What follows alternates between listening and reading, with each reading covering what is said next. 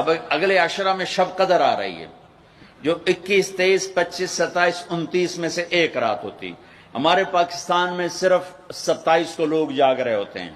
جاگو 27 کو جاگو، لیکن میں کہتا ہوں میرے نبی کا فرمان ہے شب قدر 5 راتوں میں گھومتی ہے، کبھی 21 کبھی 23 کبھی 25 کبھی 27 کبھی 29، ان 5 راتوں میں گھومتی ہے. تو آپ 5 راتیں جاگ لو، آپ کو شب قدر مل گئی. اور شب قدر کا بیک گراؤنڈ کیا ہے؟ میرے نبی نے فرمایا بنو اسرائیل میں 4 انبیاء نے 80 سال یا 4 مجاہدین نے 80 سال اللہ کے راستے میں جہاد کیا. تو صحابہ کہنے لگے یا رسول اللہ ہماری تو عمریں بھی 80 سال نہیں ہوتی، تو ہم ان کے برابر کیسے ہوں گے؟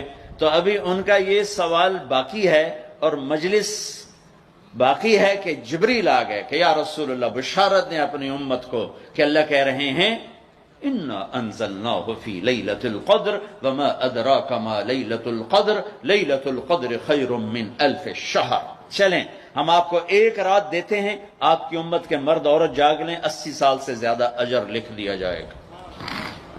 80 سال کے برابر نہیں کہا، خیر اس سے زیادہ. تو آپ سب یہ جتنے میری بات سن رہے ہو میڈیا کے ذریعے سے جا رہی، یہ 5 راتیں ضرور جاگ لیں. چھوٹی چھوٹی راتیں ہیں، تراویح سے فارغ ہوں تو 3-4 گھنٹے کی رات باقی رہ جاتی ہے. کچھ نفل پڑھ لو، کچھ قرآن پڑھ لو، کچھ دعا مانگ لو، کچھ ذکر کر لو.